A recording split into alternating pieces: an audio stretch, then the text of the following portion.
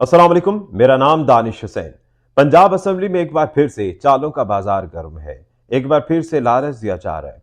कोशिश की जा रही है कि परवेज इलाही को एतमाद का वोट ना लेने दिया जाए और इस सिलसिले में बैकडोर राब्ते शुरू हो चुके हैं। जो MPAs जिनका ताल्लुक PTI या काफ लीग से है, उनकी वफादारियां तब्दील करने के लिए प्लान बना लिया गया है और इस तमाम सूरत हाल के लिए हमारे जराए बता रहे हैं कि खवातीन और अकलियतों को ख़ासतौर पर एक टारगेट में रखा गया है कि जो MPAs खवातीन नशिस्तों रिजर्व नशिस्तों से हैं या अकलियती रिजर्व नशिस्तें, तो उन्हें ख़ास तौर पर PTI की जानिब से मुनहरिफ किया जाए और PDM में शमूलियत इख्तियार कराई जाए। उनकी ये वफादारियाँ तब्दील करवाने के लिए मखसूस नशिस्तों पर ख़ास फोकस दिया जा रहा है और इस तमाम तर प्लान के लिए हमारे ज़राए बता रहे हैं कि साबिक सदर आसिफ अली ज़रदारी आने वाले चंद दिनों में लाहौर में होंगे। जिस तरह से पहले हमने देखा था कि आसिफ ज़रदारी 10 रोज़ पंजाब में ही थे, लाहौर में ही थे और फिर क्या हुआ था वो सबके सामने था। तो अब फिर एक दफ़ा ज़रदारी की डिप्लोमेसी चलने वाली है। शायद PDM को ज़रदारी साहब की ज़रूरत है और इस तमाम तर बागदौड़ को संभालने के लिए ज़रदारी साहब विफाकी वज़रा और PDM की जानिब इन सब की वफादारियां मुंतकिल करने के लिए कोशिशें कर सकते हैं। अब एक तो रिजर्व सीटों की बात हो गई, इसके अलावा दूसरा ऑप्शन क्या है? दूसरा ऑप्शन ये है कि जो MPAs PTI या काफ लीग के हैं, उन्हें किसी और तरीके से मुनहरिफ किया जाए। मुबैना तौर पर उन्हें गैर हाजिरी पर राग़िब किया जाएगा, उन्हें तरगीब दी जाएगी कि आप एतमाद के वोट वाले रोज़ असम्बली से गैर हाजिर हो, आपका वोट ताकि कंसीडर ना हो।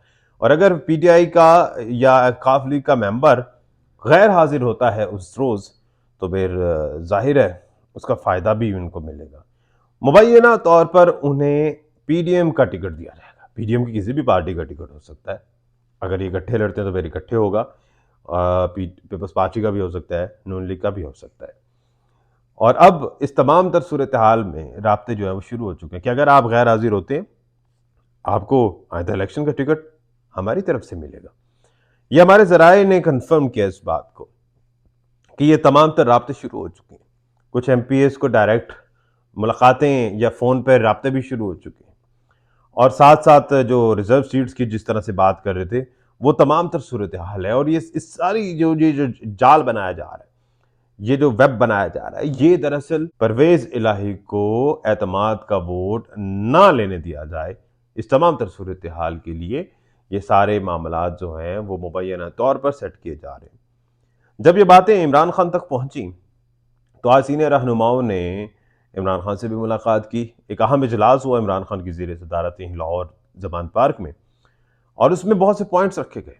एक बार फिर से कुछ करप्शन की बातें हुई कि अगर पंजाब में जो मखलूत हुकूमत है या करप्शन की वेव आती है तो हमारे लिए PTI के लिए अच्छा नहीं है।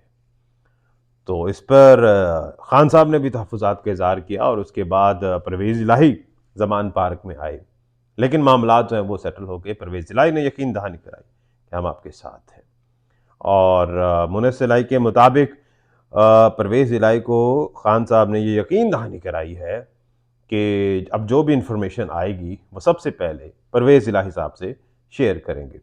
और साथ साथ आज के जो ये इजलास है, इसमें खान साहब ने इस बात पे जोर दिया है कि हाजिरी यकीनी बनानी है।